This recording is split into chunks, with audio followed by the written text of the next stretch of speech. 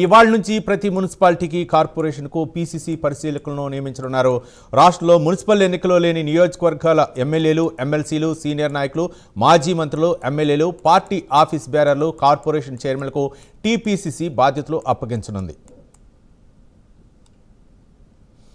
మొత్తానికి తెలంగాణలో జరగనున్న మున్సిపల్ కార్పొరేషన్ ఎన్నికలకు సంబంధించి ఇక్కడైతే మాత్రం ఎన్నికల పరిశీలన నియమించనుంది కాంగ్రెస్ అధిష్టానం. ఈ నేపథ్యంలో మొత్తానికైతే మాత్రం అంటే ఎన్నికలు లేని అటువంటి ఎమ్మెల్యేలు అవ్వచ్చు ఆ నియోజకవర్గాల్లో వాళ్ళందరూ కూడా ప్రత్యేకమైనటువంటి బాధ్యతలు అప్పగించే అవకాశం. దీనిపై మరింత సమాచారం మా కరెస్పాండెంట్ అజీమ్ అందిస్తారు. అజీమ్, మున్సిపల్ కార్పొరేషన్ ఎన్నికలను కాంగ్రెస్ పార్టీ చాలా ప్రతిష్టాత్మకంగా చూస్తుంది. ప్రస్తుతం అధికారంలో పార్టీ ఉంది కాబట్టి అత్యధిక స్థానాలు గెలవాలని చెప్పి కూడా పార్టీ భావిస్తుంది. సుమారు 116 మున్సిపాలిటీలకు గాను 100 మున్సిపాలిటీలు ఖచ్చితంగా గెలవాలని చెప్పి కూడా పార్టీ ఇప్పటికే వ్యూహం రచించింది. అలాగే దీంతో పాటు 7 కార్పొరేషన్ గాను ఎన్నికలు జరుగుతున్నాయి.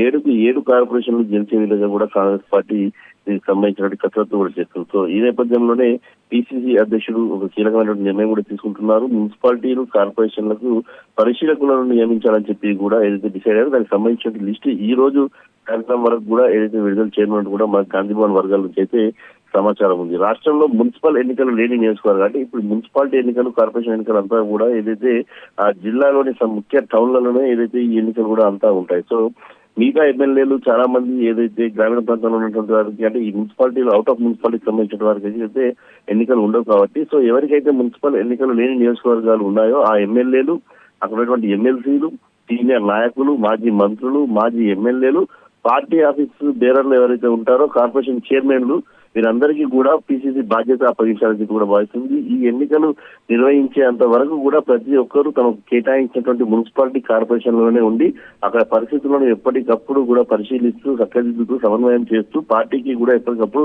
అప్డేట్ ఇచ్చే విధంగా ఉండాలని చెప్పి కూడా పిసిసి భావిస్తుంది. సో ఇందులో భాగంగానే పిసిసి అధ్యక్షుడు ఈ నిర్ణయం తీసుకున్నారు. ఈ రోజు సాయంత్రం వరకు దీనికి సంబంధించిన లిస్టు కూడా వచ్చేస్తుంది. అలాగే కాంగ్రెస్ పార్టీకి సంబంధించిన ప్రచార సభలు నిర్వహిస్తుంది. సో ప్రచార సభలకు సంబంధించిన అంశంపై కూడా ఏదైతే అక్కడ ఉన్నటువంటి లోకల్ క్యాండిడేట్స్ అందరూ కూడా ఎన్నికల్లో బిజీ ఉంటారు కాబట్టి పరిశీలకులు దీనికి సంబంధించినటువంటి పూర్తి విధానం కూడా వారే తీసుకోవాల్సి ఉంటుంది. సో ఇలాంటి బాధ్యతలన్నీ అప్పగిస్తూ ఎక్కడైతే మున్సిపాలిటీలకు సంబంధించిన ఎన్నికలు లేని నియోజకవర్గాలను ఆ ఎమ్మెల్యేలు, ఎమ్మెల్సీలు, కార్పొరేషన్ చైర్మన్ అందరూ కూడా బాధ్యతలు ఇవ్వాలని డిసైడ్ అయింది. Ravi, right, thank you Azeem.